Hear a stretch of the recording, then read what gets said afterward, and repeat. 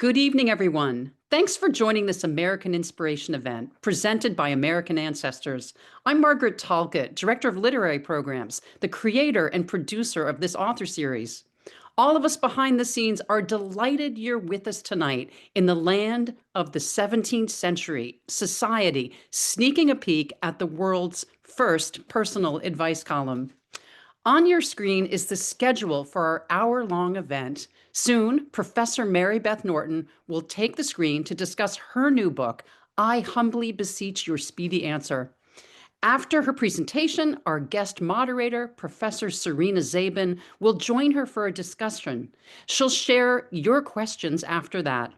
Please enter your queries at any time into the Q&A button at the bottom of your screen. All topics are fair game about London society at the time, the column's publication, or Professor Norton's process for research and writing. Tonight's talk is being recorded by my colleagues in our Brew Family Learning Center. The video will be shared in the hours ahead. As good as tonight's content might be, of course, the real enlightenment pleasure comes from reading tonight's featured book. Copies can be purchased through our partners at Porter Square Books. As you order on the bookstore's website, do input the code AMINS25 and your book will come signed by the author on a bookplate. These special copies can be sent to you, your friends, nosy sorts, and fellow advice lovers anywhere in the United States. Now, for some background on our guests. Professor Mary Beth Norton is the Mary Donlin Alger Professor of American History Emerita at Cornell University.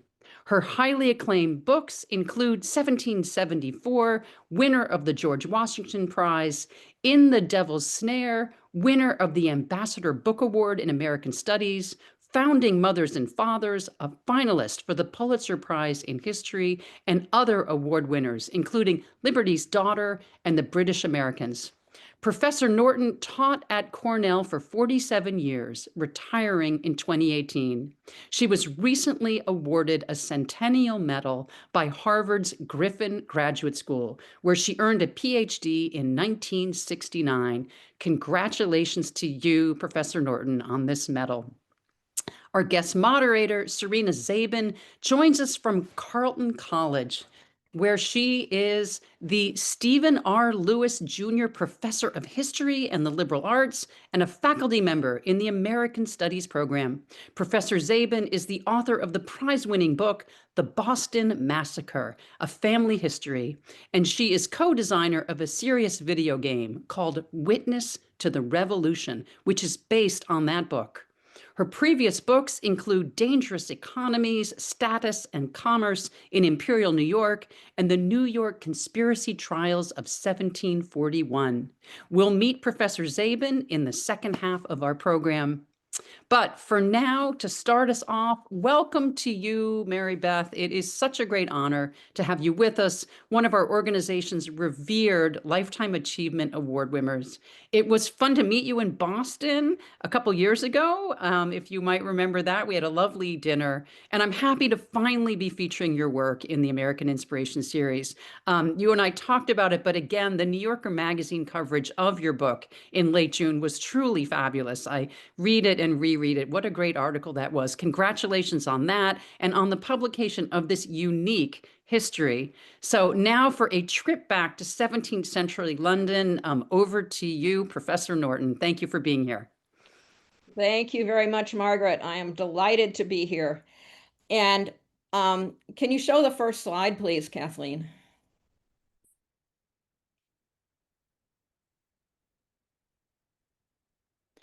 So there we are in a London coffee house. And you may ask, well, yourselves, why would a book about the world's first personal advice column start in a London coffee house? And it's entirely because the people who went to coffee houses were the intended audience of the publication in question. And the publication in question was begun by a man named John Dunton, who was a printer who hung out in coffee houses. And he tells us in his autobiography the origin story of the book. He says, or the publication, he says that he was walking in a park one day when it suddenly came to him that he needed to start something called the Question Project. And the idea was that people would ask questions, and he and his brothers-in-law, he didn't say his brothers-in-law, but that's who he meant, he and his brothers-in-law would answer those questions. They called themselves the Athenian Society. We might call it something like a 17th century version of a search engine, because the idea was that these men in the coffee houses who would be having famously wide-ranging conversations, you can see them in the illustration. They're smoking, they're reading, they're talking. In one case, they're actually fighting. And in the background, there's one woman. She's running the place, running the coffee, and beside her are the coffee pots. But basically, it's a male audience. And so the idea is that the men who are sitting in coffee houses, just like today, if we're having a conversation and nobody knows the answer to a particular question that comes up, everyone today will pull out their phones and they will Google the answer. Well, there wasn't any Google in the 17th century. And so basically, the idea was that men could write to the Athenian Mercury, which was the name of the publication, and get an answer in a week or two, because there would be one or two issues a week. And they would respond, the people would, the printer and his brothers-in-law would respond to the questions. They declared they were the Athenian Society, and they claimed to be a society of experts. Now, the key to all of this was anonymity. So the questioners were anonymous, and the answers would also be anonymous because no one knew who the Athenian Society was. As I said, though, it was just the printer and his two brothers-in-law. The whole thing went viral, to use a modern term. There were, it was a smash. There's no other way to describe it. The questions poured in. There were so many questions that, of course, they couldn't be answered in a week or two. And in fact, as time went on, people complained that they had written in and they hadn't gotten timely answers to their questions. The There were imitators. Other groups tried to set up imitations, but none of them were as successful. The Athenian Society, the Athenian Mercury, actually lasted for 7 years, from 1691, or 6 years, from 1691 to 1697. And it is said by the literary scholars, I didn't do this, the literary scholars say it was the longest lived publication in 17th century England.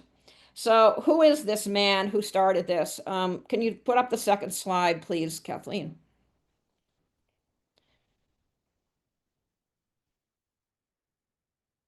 So here he is, John Dunton. He's the man who thought it up. He's looking very bewigged. He used this portrait as the frontispiece of his autobiography, which has a great title, The Life and Errors of John Dunton. And indeed, he did commit many errors during his lifetime. He looks rather old in this, but he wasn't quite as old as he looks. But he's intending to look very serious and very competent and very acknowledgeable. So this is John Dunton himself, and he was the one who thought it all up. So the next slide, please. And I did a lot of work to try to figure out exactly where his print office was. It was on a short street called the Poultry, which no longer exists. But if you know London, it's near Cheapside. And on the left, what you can see is a representation of the original St. Paul's Cathedral, the one that the current St. Paul's did, in fact, replace. But with the help of very fine researchers at Princeton University Press, my publisher, we figured out that where that black dot is pretty close to where John Dunton's print office was. He would have been surrounded by coffee houses and by other print shops. And the whole idea of the the publication was that at first he, in fact, concealed his identity as the printer. And what people were to do were to deliver their questions to one of the coffee houses that was in the neighborhood. He actually used a fake ID for the printer the first few issues, more than the first few issues, for several months. He did not say, I did not say on the publication that he was the printer. So the idea was that it was very mysterious. Who were these experts who were offering to solve to find answers to questions? And they said they would answer questions on any topic: religion, history, science, not politics. Politics was too fraught, but other topics like math, they would answer questions on. And for example, some of the questions they got were things like, did Adam and Eve eat actual apples? Another one was, why do dolphins follow ships? Another one was, what causes smallpox? Another one was, um, who did Cain marry? Who was Cain's wife? Who did Cain marry? So you get the idea. Those are the kinds of questions that they were expecting and which they got. But, and it was, as I say, a great success, an immediate success. There was even a parody in the form of a play. I have no idea whether the play was actually performed, but it's called The New Athenian Comedy, and I read it. So it was, as I say, a great success. So can we see slide 4, please, Kathleen? This is a typical issue of the Athenian Mercury. It's a two-sided broadsheet. The other side looks just like this, except it doesn't have the title. This, as you can see, it's dense print. It's hardly exciting graphically, but it had room on each issue for probably, it depending, you can see that there's a break in here of the questions and the answers. It has probably room for 12 to 15 or 16 questions per issue. And they depended on how long the questions were, how long the answers were. And some of them were very short questions. I think what you can see on this page are pretty long questions, but some of them are quite short. Now, it continued that way for 12 issues. So 2 issues a week, so about 6 weeks. Then in the 13th issue, things changed. A man sent in a series of questions. These were different from the other questions, which were all about history and science and religion. These were what you might call general personal types of questions. They were not specific to his experience, but among other things, he asked a series of about 13 or 14 questions. One of them was, who is worse off in a marriage, a man or a woman? Another question was, don't people today marry too young, and isn't that the problem? And a third question was, don't too many people marry for money? So the Athenians answered all those questions. Then, in addition, in the very same issue, they announced that they had received a letter from a lady in the country. Now, this was interesting. The lady in the country says, will you answer questions from ladies as well as gentlemen? Now, as I said, the intended audience for this publication was strictly men in coffee houses.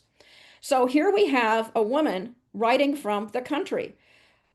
She's not in London. We don't know how she got a copy.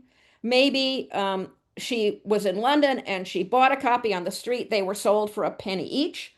Or maybe she had a husband or a brother or a father who picked up a copy at a coffee house and brought it to her in the country. But in any event, there she is, and she says, will you answer questions from ladies as well as gentlemen? And indeed, they use that terminology a lot, ladies and gentlemen. And they said, why, yes, of course we will answer questions from ladies as well as from gentlemen. And so with that, not immediately, but in a few weeks, personal inquiries started to arrive. And not just these sort of general questions like the man the first man proposed, but rather ones that are more specific to individuals' experiences. One of the very first, and one that's particularly interesting to me, is a man who writes in and says, I have been a child has been fathered on me by a woman who says that I she became pregnant although she was a virgin when we had sex for the first time. Is it possible for a woman to become pregnant the first time she has sex? And they gave a 17th century answer to that question, which was probably not. And that was because of the understanding that people had in the 17th century what was involved for conceiving a child. Now, many of the people involved in the who wrote in were youthful. What does this mean? It's hard to know because everything is anonymous. And all we know about the questioners are what they tell us about themselves. Are they telling us the truth? We actually don't know. When someone says, I'm a young man, is he a young man or not? Is this a young woman? We just simply don't know. The original letters do not survive. John Dunton has papers at the Bodleian Library in Oxford, but they do not include any of these letters. They include some other correspondence related to the Athenian Mercury, but not to this. So what are the topics these youthful people write in about? And I should say, maybe it's just young people who are writing in. Maybe there are older readers too who don't write to the Athenian Mercury, but it's the younger people who do. What are their topics? Courtship. There's a lot of questions about courtship. Men ask questions about behavior. In courtship, one of my favorite questions has to do with a young man who says, "Is it wrong to interrupt discourse by kissing?" And they say you should kiss with discretion, just like eating melons, which is a great answer. Women, on the other hand, tend to ask questions about how can they maintain modesty in courtship? How can they let a man know through whatever reason, or however can they do it, that they're interested in him but still remain modest? So that's a kind of a question. The women don't answer questions so much about courtship except behavior, except they do complain about young men who are in fact trying to wheedle them into having sex, and they ask for the Athenians' advice, and the Athenians usually say, "Don't do it.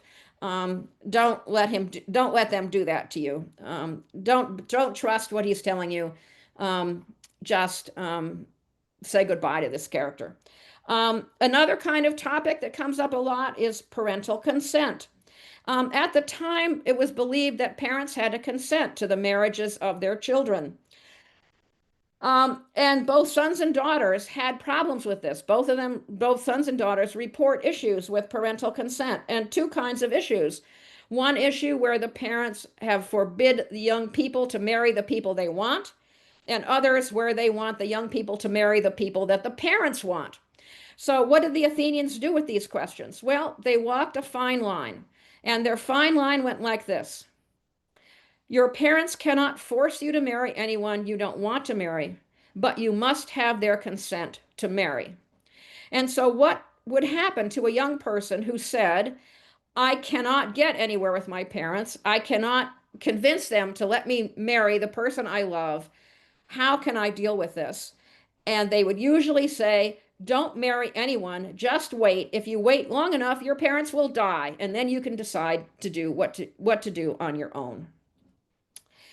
Another issue that comes up a lot in the letters is vows that the young people have made to each other, that they have vowed that they will get married at some future point, or they have exchanged tokens of their love. For example, they have broken a piece of money, which is actually in some circles in England a form of folk marriage.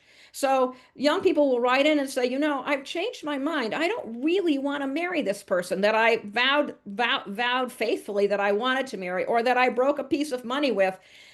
How can I get out of this? Or can I get out of it? And the actual answers are sometimes inconsistent. The Athenians do not have an automatic answer for that one, the way they had for parental consent.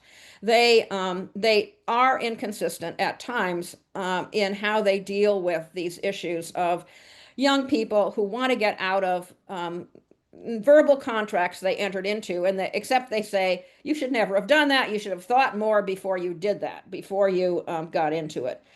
And then, as for marriage, there are some actual letters about marriage. Um, One of the things, so from older people, people who are married or who are about to get married and who want to know about how much of a factor should money and inheritance be, or potential inheritance be, in choosing a spouse. And so that's another topic that they deal with a lot. They deal with abusive spouses. The problem is that there is no, or is effectively no divorce in England at the time. Uh, People can get what we would call a separation agreement from an ecclesiastical court, but all that would do would be to give someone financial support. It does not allow either party to remarry. And so, in fact, women who were complaining to the Athenians about abusive spouses were in big trouble, and the Athenians had no good answer for them.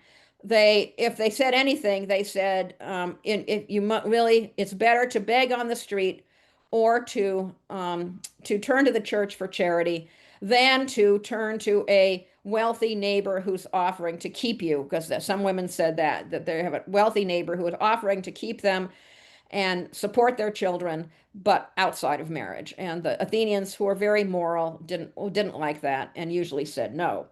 Now, the final version, the final chapter in the book is called Dangerous Liaisons, which is a title that my editor very cleverly gave it, but it's all about people who confess to premarital sex, extramarital sex, and so forth.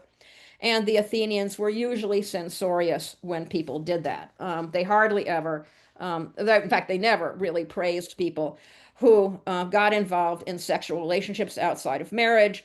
They said, if someone wrote in, a man or a woman, and wrote in and said, I had sex with this person, but then I went ahead and married this other person, or this other person wants to marry me, what should I do? And they almost always said, you should marry the first person you had sex with. Now, one of the things I find interesting here is that they gave similar advice to both men and women on pretty much all these categories, except difficult marriages, because of that law that made it very hard for both men and women to get out of marriages, but really difficult for a woman who had no means of financial support other than her marriage.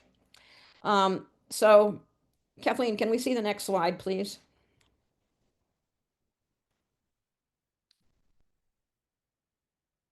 So, in fact, what they did with all these letters from women, they changed the title page of the bound volumes of the Mercury. After every 20 or 25 issues, John Dunton would bind the copies and they were hawked to coffee house owners to have them put them on their table so people could look at them while they're drinking their coffee. And whereas the original title page read simply that they would answer nice and curious questions asked by the ingenious, starting in the second volume, they say, as you can see in this slide, the ingenious of either sex. So they're saying up front, we will answer questions from women as well as from men, even though there are people who writing into them saying, you are destroying your learned reputation by answering such questions and by dealing with these topics that are irrelevant. And the Athenians said, no, they're not irrelevant. The nation rests on families, and so it's important to, in fact, give advice for the creation of and maintenance of families. Next slide, please.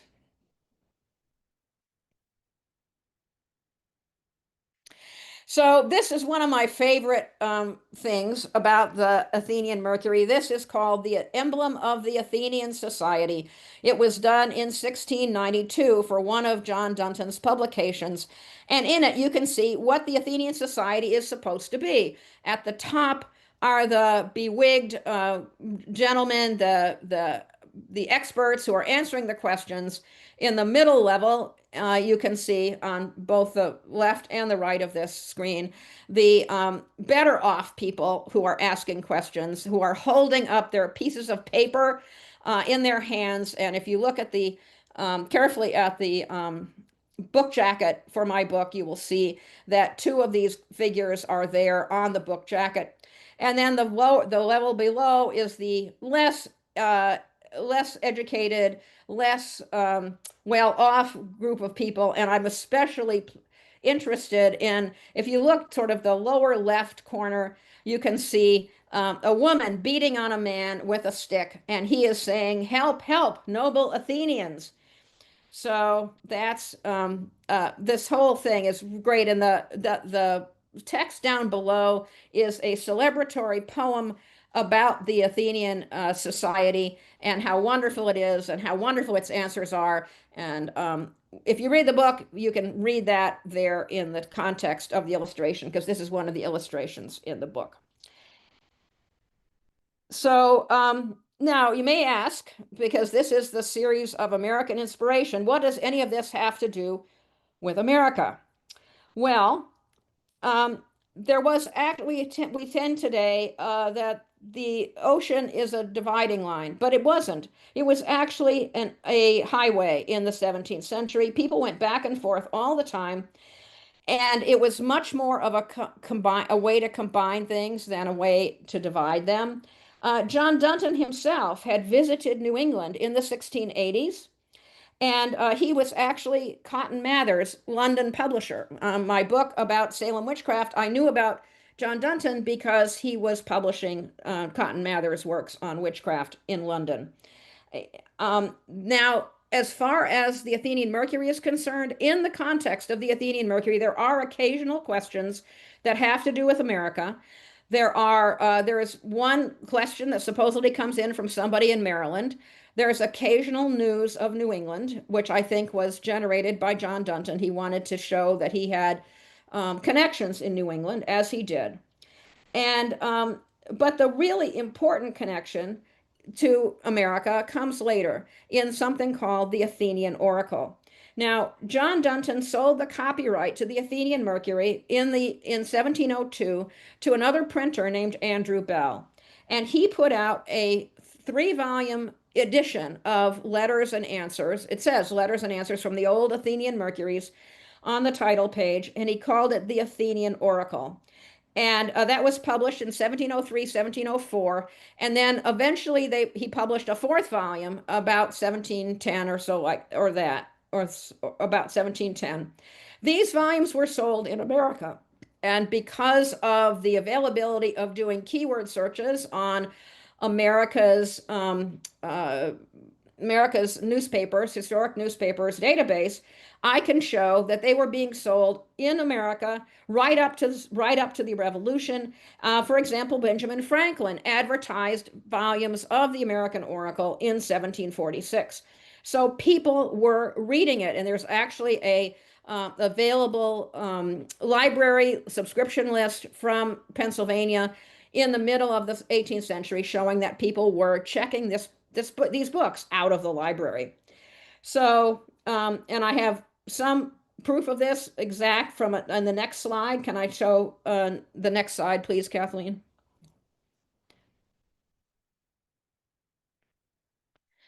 So this is from a newspaper called Oracle of the Day in Portsmouth, New Hampshire in 1796, right at the end of the 18th century. And there you are, a quotation from the Athenian Oracle, right up there with William Shakespeare. And this quotation is actually a response to one of those very first questions I was telling you about, the questions by that man who asked, should we marry for money or for love? So that's a nice piece of that I found, again, through the America's Historical Newspapers database. Now, I want to say a couple of words before I stop about the editorial process that I followed. 17th century prose, for any of you who've tried to read it, is very convoluted. The sentences are very long. There are lots of double negatives. There are unfamiliar words, or there are familiar words used in unfamiliar ways.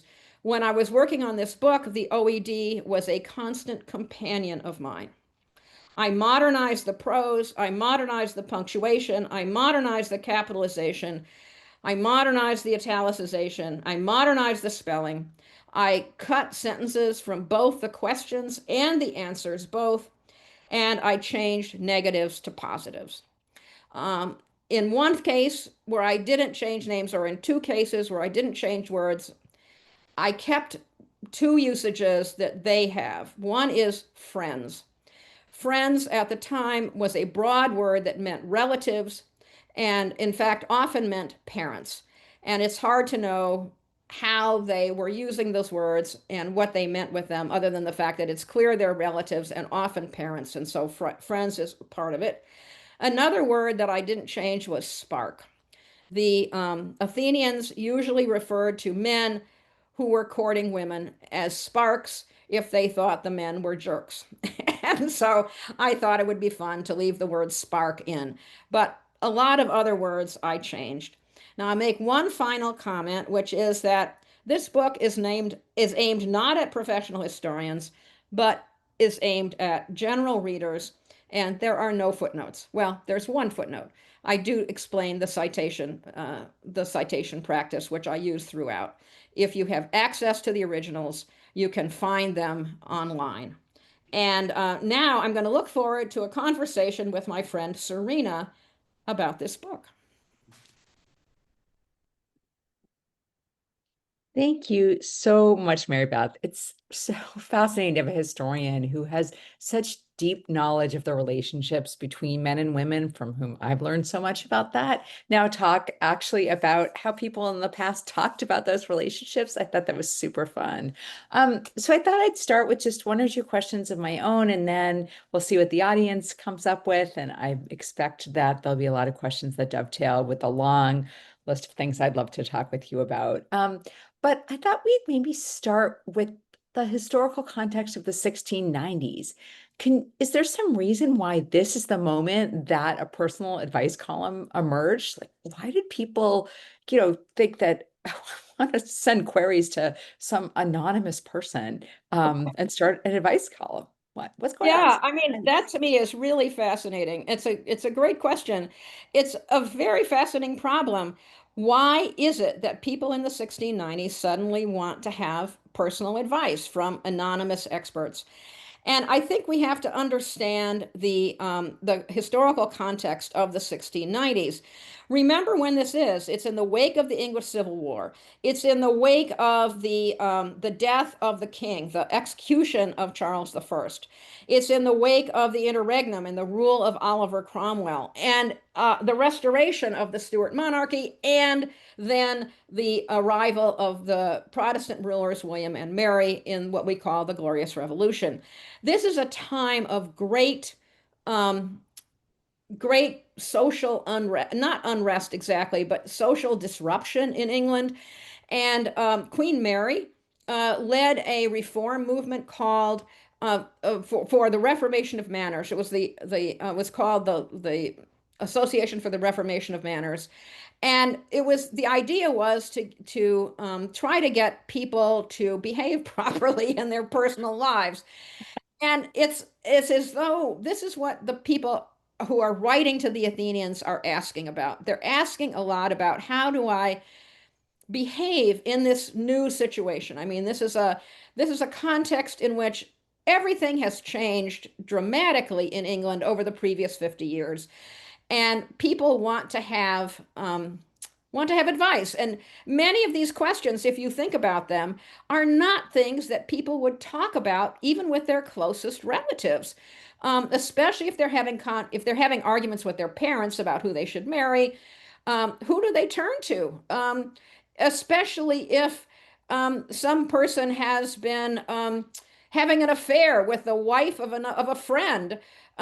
What's he going to do? There's no therapist. How's he gonna get advice for what he's supposed to do? And so they turn to the Athenians for that advice in a context in which social mores had been adrift. I mean, there was really there had been a Puritan control during the Cromwellian period, and then a period of excess under Charles II and James II, and then now we're back to the Protestants again, and how are supposed people going to behave? That's what it boiled down to.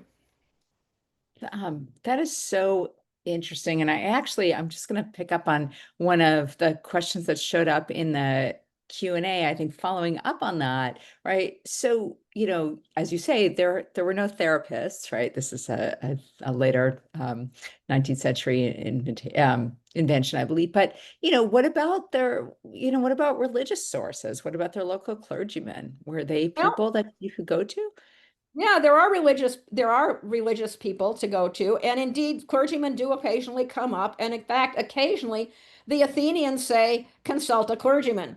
But one of the Athenians was in fact himself a clergyman. He was one of Dunton's brothers-in-law was a minister. And so I think some of the more religiously oriented answers came from him, if you want to know the truth. I mean, it's hard to say because all three of them were implicated in all of the answers. But to me, what is so fascinating is this whole issue of wanting personal advice. I mean, they did not set out to be personal advice colonists, but that's what they became in a lot of ways. Now, I shouldn't say that's all they answered because there has been a scholar who's actually sat down and tallied up the topics of questions in a randomly selected volume.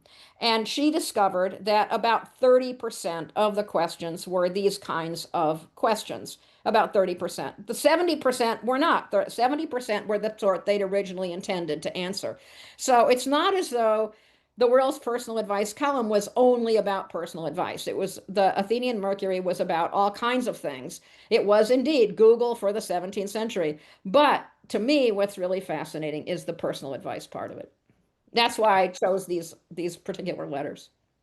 Is totally fascinating. I mean, I could see how it would also be maybe interesting to hear what, people in the 17th century really believed geography was about or something, but these are so interesting. And so maybe I could pick up on one of the other themes that shows up in the letters that you mentioned, even in your talk, which is the relationship between love and money, right?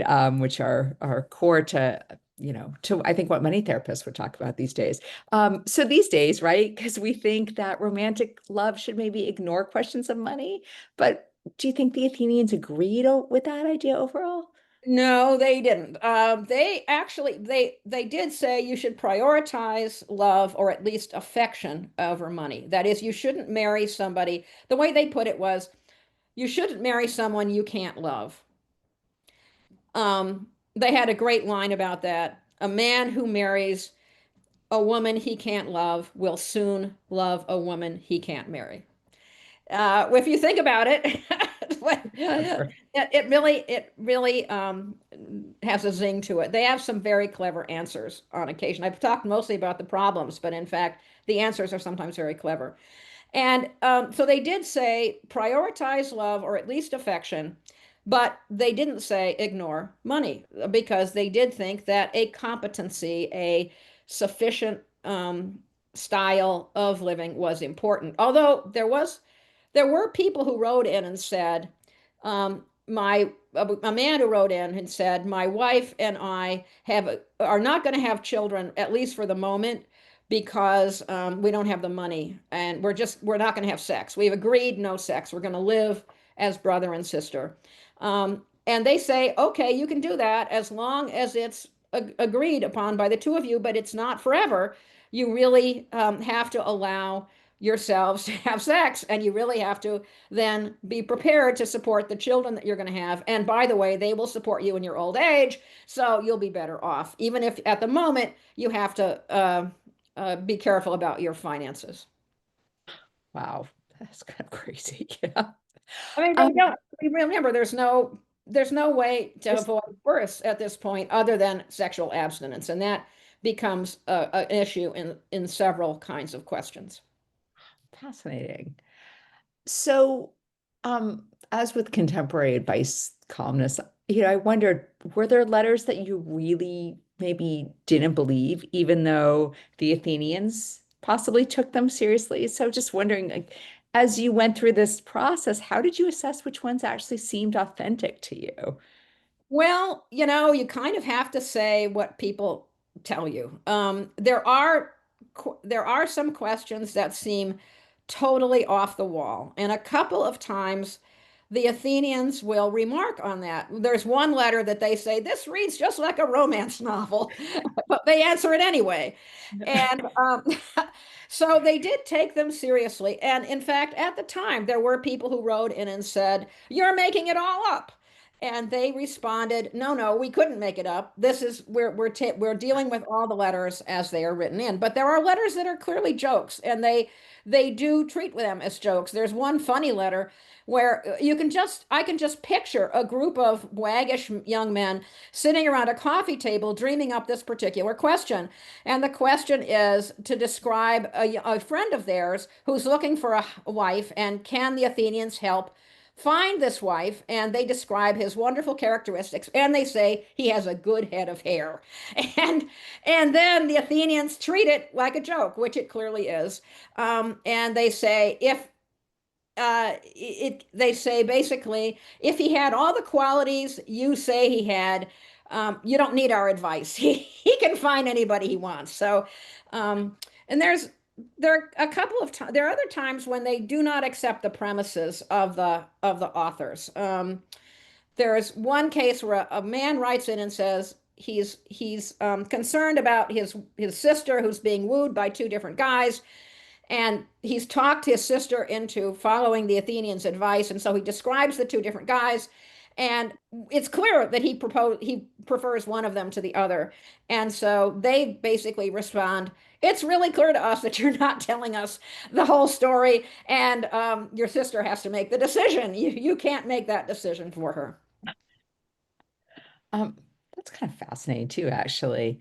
So I mean, one of the audience members wanted to know is, as I actually do too, like of all of the many questions that you read, not all of which I think we get in the book, but which the question or response, which did you find the most memorable, the most striking? So many things I think were appealing, but well, really well, spoke to you.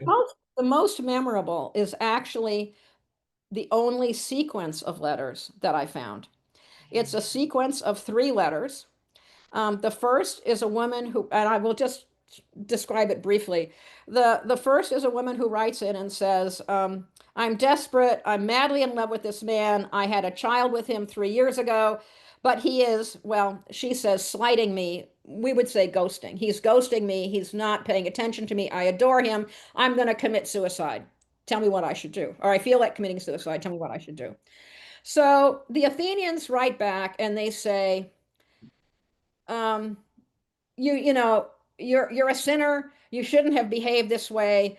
And they really excoriate her. And they excoriate her for something that they never excoriate anyone else for, which is her manner of speaking, her grammar, her spelling, and so forth, which they have reproduced exactly in the publication. Which, by the way, indicates to me that they did not always reproduce things exactly in the publication. They edited them too. So that's the first answer. Exactly a week later, they answer exactly the same question, only this time they have edited the question. They have fixed all the grammatical problems. They have fixed everything. And this time, and what I interpret this as meaning is that either one of them wrote that first answer and the other two hated it, or the readers wrote in and said, "This is a bad answer. You should not treat this woman this way." In any event, the second answer is they're much more sympathetic to her, and they say the guy's a jerk. Here's what you do to him. They didn't let her off the hook, but they said it's his fault. 3 weeks later, there's a third letter, and it says, "I am the unfortunate man."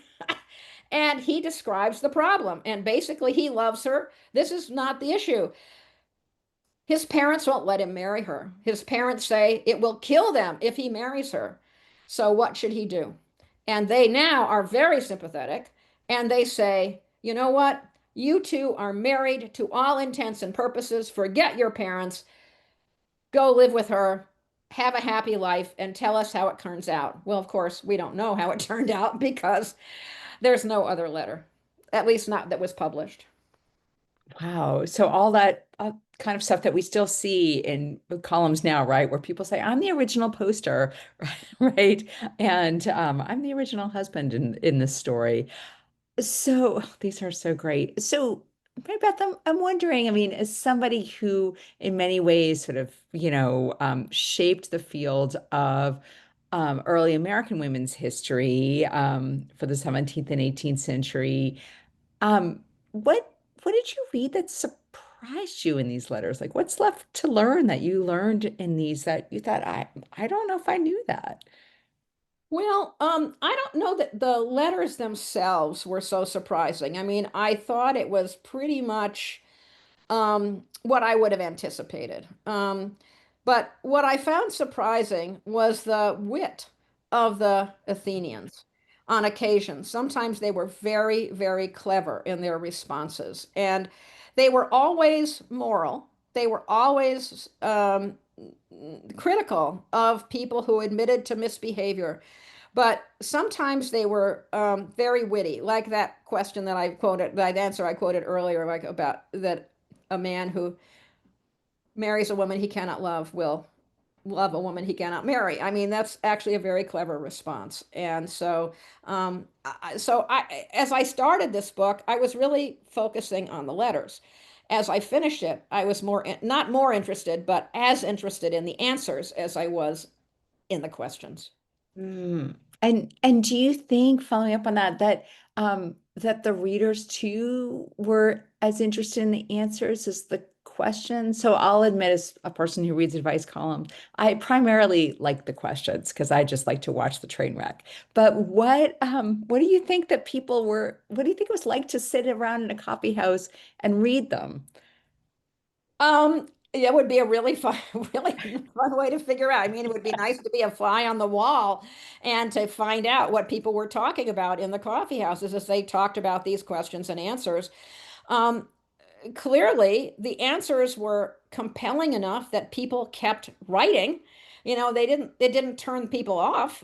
Just like advice columnists today, they keep getting questions. And so people who were asking advice were not thinking, oh, these guys are nutty. We're not going to ask them any questions in the future. I think that the advice was whether it was followed or not, and it's not entirely clear whether it was. We don't know. We have no idea whether it was followed.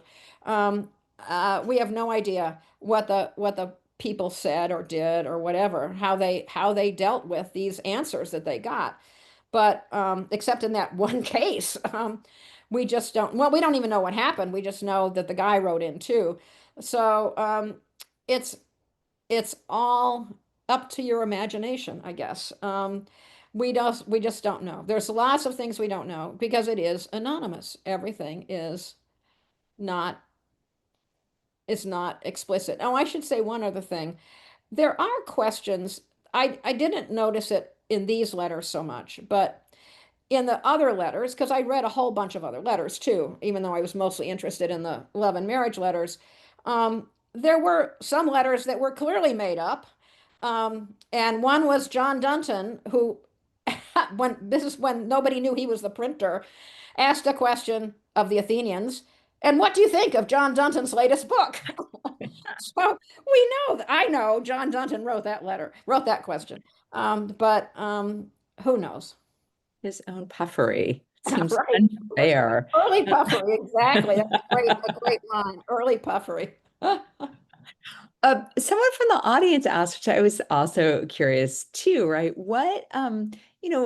How quickly do you think this questioning of manners and advice gets picked up transatlantically, right? So in the 1690s, people are writing about this for coffee houses in London, and then it's 100 years before we see that ad that you showed us in for New But Hampshire. no, but What's the ads happening? were no, they start as soon as I can look. That is, as soon as the as soon as American newspapers are published, as soon as the America's historical newspapers database starts, copies of the Athenian Oracle are for sale, starting in the 1720s. In fact, Benjamin Franklin's brother, James, sold some in the New England Current in the 1720s.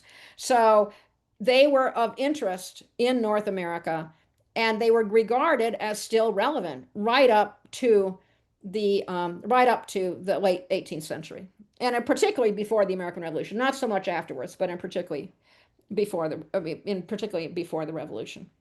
Oh, interesting. So in some ways, you're saying that the difference, the cultural difference is not so huge. It is not. No, it is not. And in fact, I will make another comment. Everybody today thinks about the Spectator in the early 18th century in England as having this great cultural impact, and I think it did. But what's important to me is that the Athenians, I want to make this point, are not nearly as misogynist as Addison and Steele are in the Spectator. If you read the Spectator carefully, Addison and Steele are very misogynist and very anti-women. And the Athenians prided themselves on being open to women and rejecting people who said you shouldn't be answering questions from women and treating women with respect. And John Dunton was, in fact, well known for promoting women's education. And he wrote stuff about it, and he wrote books aimed at women. And in the later years of the Athenian Mercury, he published a particular woman poet, um, Mrs. Rowe, who he thought was wonderful, and he promoted her work, and he published a book of her poetry. And she then wrote a wonderful tribute to the Athenian Mercury, to the Athenian Society, not to the Mercury, but to the Athenian Society, for their support of women's education. So maybe following up on that, because that's so interesting to me. I mean, do you think that in fact the Athenians were just different? They were just less misogynist? Or do you think in some ways the idea of love itself and what that means changes from the 1690s to, the mid 18th century or the 1790s, we'll call it to be a round figure. Do those ideas change over time and place as well as individuals? Yes, the ideas change. Definitely the ideas change. And the Athenians are actually at the end of a group of writers, both male and female, in the 1670s, 80s, and 90s in England, who are rethinking the role of women. And one of the most famous is Mary Estelle and her promoting women's education. So they are really linked to those people. And after the turn of the 18th century, I think people do or the situation does regress, shall we say, and you get this tremendous cultural impact of the Spectator and antagonism to Queen Anne. I became very convinced, not in this book, but in a previous book, that antagonism to Queen Anne was really, really important in setting the cultural tone about women in the mid to late 18th century. Yeah. So that in some ways what your letters from this book help remind us, right, is that ideas about love are not fixed and ideas about gender are not always becoming increasingly equal, right? But they ebb and flow, both of those ideas. That's right. Absolutely correct. Yes.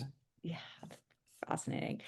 Maybe thinking a little bit about some audience questions, some great audience questions. Are really interested in that experience of of reading this in particular. And I know that you said we have to use our imagination, but maybe as a kind of final question, you could talk a little bit about, how do you think reading in coffee houses and just talking in coffee houses around these kinds of issues was different than doing it in taverns? What's going on with coffee versus Well, alcohol? people are being stimulated rather than rather than getting drunk, I guess. That's one easy way of putting it. But I mean, it's well known that the rise of the coffee house was really a part of the rise of, shall we say, greater attention to industry and so forth and to work. So you don't sit around and drink your ale. You sit around and be stimulated with coffee. Of course, I don't know what the caffeine content of early coffee was. I have no idea. I don't know whether anybody knows. But in any event, there's a new book out on coffee. I'll promote it briefly. Michelle McDonald has a new book on coffee. I think it's called Coffee Nation, and well, I haven't read it, so I can't say that. But I've heard her talk about it, and so the rise of coffee is actually very important. Perfect. Thank you so much, Mary Beth, for giving us so much to think about. And thank you for your questions, Serena. They were great.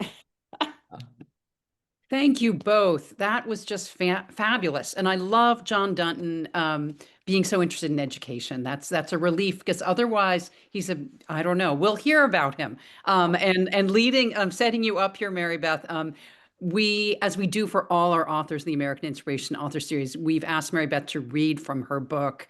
But before we let her go, Serena, thank you. Brilliantly done. I really enjoyed this, but there's more to come. So Mary Beth, over to you. Okay, so I want to read just from the very end of the book. Kathleen, you want to put up the slide we want to show people John Dunton again. There he is. There's the man himself. So in later years, Dunton continued to struggle financially despite producing publications until 1728. The most important was his autobiography, which I've already mentioned, The Life and Errors of John Dunton. One of the very first autobiographies written in English. But like his other works, authored, edited, or printed, it failed to attract many purchasers. At intervals, he endured imprisonment for debt, and he had no children, so he relied heavily on the charity of friends before his death in 1732. In early 1801, the editor of a Philadelphia newspaper, the Repository and Weekly Register, borrowed a copy of the Athenian Oracle from a friend. Over the next few months, he reprinted a few excerpts. He asked if any of his readers could supply, quote, an account of the society with which it originated, end quote. No one seems to have answered. I just love it, Mary Beth, that his work continued on in the US. It's fascinating to me that that would happen and it would cross the Atlantic Ocean and be relevant for, as you and Serena said, for almost 100 years, the morals that were shared there. And John Dunton, though, what a sad sack, what a hard life. We can thank him at least for his advice column, for, as you and I discussed, for cracking open social history, marital and family drama. We're really glad that you introduced us to him and to this faraway time in London. Thank you both. A reminder to our audience, copies of Mary Beth's remarkable book can be purchased from our partners at Porter Square Books in Cambridge, Massachusetts. As you order on their website, input the code AMINS25, and your book will come signed by the author, by Mary Beth herself, on a book plate. They can send these special books to you, to your friends, as I said, to Nosy Sorts or family anywhere in the United States. You simply need to order by 5 p.m. tomorrow. Now, moving toward closing, we are at American Ancestors truly delighted to have presented tonight's talk. If you're researching a time, a person, a family, a publication of any sort, a community, my colleagues are here to help you. You'll see on the screen some of the many educational programs ahead, hosted by our Brew Family Learning Center. Many of them are free to the public. Also a free service, you can chat with one of our genealogists. Better yet, please visit us and our new exhibition, The Family Heritage Experience, at 97 Newbury Street in beautiful Back Bay of Boston. Our mission in all we do is to educate, inspire, and connect. And for you literary sorts, first, a thank you to like-minded readers and history lovers Susan Kay and John D. Thompson for their sponsorship of free programming in the American Inspiration Author Series. Looking ahead, on Wednesday, August 19th at 6 p.m., we're welcoming the inimitable actor, author, and producer Griffin Dunn for a virtual talk about his family memoir, The Friday Afternoon Club. This book is indescribably fun, star-studded with stories of such glam folks as his aunt Joan Didion, Humphrey Bogart, Harrison Ford, Natalie Wood, and Carrie Fisher. They were all friends of the family. Journalist and author Julie Satow will be our moderator. Empire. And she's author of The History of New York's Plaza Hotel, U.S. department stores, and women's fashion. Don't miss this tale of family and friends, success and tragedy, Hollywood and Manhattan style. On September 16th, we're going back to learn more about the American West from best-selling author Brian Burrow and Douglas Brinkley. They'll converse about Burroughs' new book, The Gunfighters: How Texas Made the Wild West. I am learning a lot reading this, and I'm coming to a new understanding of our country. Finally, on September 23rd, we'll revisit the American Revolution, gaining a new view, a woman's view, from the perspective of Angelica Schuyler, the sophisticated sister-in-law of Alexander Hamilton, born of that great and influential New York family. Don't miss hearing from Molly Beer about her new book, Angelica. And back to tonight, though, thank you to tonight's presenters, these esteemed professors who know so much about women's history and the colonial era in America and London. I am humbled and getting educated. All of us off camera appreciate your research and insight.